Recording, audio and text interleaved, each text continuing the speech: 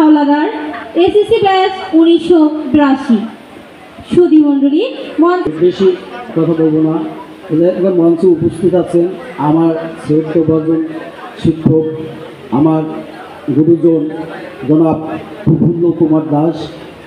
মঞ্চে উপস্থিত আছেন আমার চাচা এবং শিক্ষক, এই স্কুলের প্রাক্তন শিক্ষক, এই দুইজনই বেঁচে আছেন। আমি ছাত্র, এই দুইজন স্যার আছে। আর মঞ্চে উপস্থিত আছেন আমার ছোট ভাই, না সবাই ছোট ভাই আমার, কারণ আমিও এই স্কুলের ছাত্র, আমরা সবাই ভাই। আর সবচেয়ে আমি গর্বিত আজকে আমার ছোট ভাই আজাদ তার সহপাঠী নিয়ে যেভাবে এই দুধর্ম ঐক্য মাধ্যমিক বিদ্যালয়ের পুনর্মিলনী অনুষ্ঠান আয়োজন করতে পেরেছে, এটার জন্য আমি খুব গর্বিত। বিগত দিনে এইরকম অনেক ছাত্রছাত্রী আসছে চলে গেছে, কিন্তু কেউ এইটা করতে পারেনি। আমি তাকে অন্তরের অন্তঃস্থল থেকে তাকে ধন্যবাদ জানাচ্ছি। আর তার সহপাঠীদেরকেও আমি আমার অন্তঃস্থল থেকে ধন্যবাদ জানাচ্ছি। আমি কয়েকটা কথা বলবো। এই স্কুলটা প্রতিষ্ঠিত করছে 1928 সালে দুজন লোক, আব্দুল কাদের হাওলাদার এবং আরশেদ আলী গাজী। তাদের ত্যাগ ছিল, প্রতীক্ষা ছিল। আমরা হয়তো এখন জ্ঞান অর্জন করি এই শিক্ষা প্রতিষ্ঠানের মাধ্যমে। আমরা যারা ছাত্র আছি, আমরা বিগত দিনের ছাত্র ছিলাম, এখন যারা আছে তারা চিন্তা করে গেছে সেই 1928 সনে যে আমাদের এই অঞ্চলের শিক্ষা না হইলে তারা কিছু করতে পারবে না। যদি এই প্রতিষ্ঠানটা না হইতো, আমাদের অনেকেরই এই স্কুলে লেখাপড়া হইতো না, আমাদের লেখাপড়া অনেকে হইতো না। কারণ ওই যে এই রাস্তাটা ছিল কাঁচা কাদা। আমরা দেখেছি 82 জনে আমরা যখন এই স্কুল থেকে পাস করে বাকেরগঞ্জ ভর্তি হয়েছি, তখন আমরা পায়ে হেঁটে যেতে হইতো। পায়ে হেঁটে বাকেরগঞ্জ যাইতাম, বাকেরগঞ্জ থেকে আবার বিকাল 3টা সাড়ে 3টার সময় চলে আসতাম।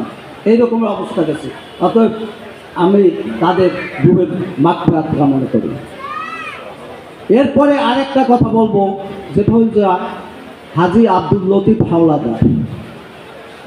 আমাদের এই স্কুলটা এখন স্থান সংকুলন হয়ে গেছে, খুব ছোট পরিসর হয়ে গেছে, কিন্তু আমাদের একটা ভবন আসছে, বড় একটা ভবন আসছে। সেই ভবনটা এ জায়গায় সংকুলন হয় না, যার জন্য জায়গার প্রয়োজন ছিল। তারা চিন্তা করে গেছে, আমরা তো এখন চিন্তা করে বর্তমান, তারা ভবিষ্যতে চিন্তা করে গেছে। হাজী আব্দুল লতিফ হাওলাদার নামে বিশ্বাস বাড়ি আছে, এই বিশ্বাস নামটা আমার মনে নেই। সেই জায়গা তার জায়গা ছিল মোহাম্মদ সত্তার বিশ্বাস সাহেবের ওই বাড়ি, ওই জায়গা তাদের কাছে বিক্রি করে আব্দুল লতিফ হাওলাদার এই কামারখালীতে যে এখন নূতন ভবন হইতেছে, সেই ভবনের জায়গা সে ক্রয় করে দিয়েছিল। আমি শ্রদ্ধাভাবে স্মরণ করছি আমার বড় ভাই এবং এই স্কুলের প্রাক্তন প্রধান শিক্ষক হাজী আব্দুল মন্নান সাহেবকে। তার রুহের মাগফিরাত কামনা করি। কারণ আপনার কারণ বলতে পারেন কি জন্য? কারণ যে আমার ভাই প্রধান শিক্ষক, আমার কথাই বলে, আমি যখন 9-এ পড়ি আমাকে একদিন বাইর করে দিয়েছিল। পরীক্ষার সময় আমাকে বাইর করে দিয়েছে, আমি টাকা দিতে পারি নাই। আমি যাইয়া স্কুলের লাইব্রেরিতে বললাম, স্যার আমি টাকা দিতে পারি নাই, আমি কালকে টাকা দেবো, আপনার আমার বাইর করে দিয়েছে, পরীক্ষাটা দিতে পারবো না। যা যা যা তুই ক্লাসে যা পরীক্ষাতে যাইয়া। আমি এক মনে আমার মতো আমার মনে হয় আমার ভাই আমার স্যার সে অনেক ছাত্রকে এরকমের বলেছে এবং তার দ্বারা অনেক উপকৃত হয়েছে অনেকে। কেউ স্বীকার করুক আর নাই করুক, আমি তাকে স্বীকার করি এবং অনেকের প্রতি তার অবদান আছে, তার জন্য সবাই দোয়া করবে। আর আমি দু একটা স্মৃতিচারণ করি। আমার শ্রদ্ধেয় এই যে স্যার আছেন প্রফুল্ল কুমার দাস, আমাদের এই পিছনে ছিল টিনের স্কুল, ক্লাসে সংকুলন হইতো না। সেই সময় আমার একবার এই স্যার কারক বলতে বলছিল, কারক পড়া দিছে। কারক কারক কত প্রকার।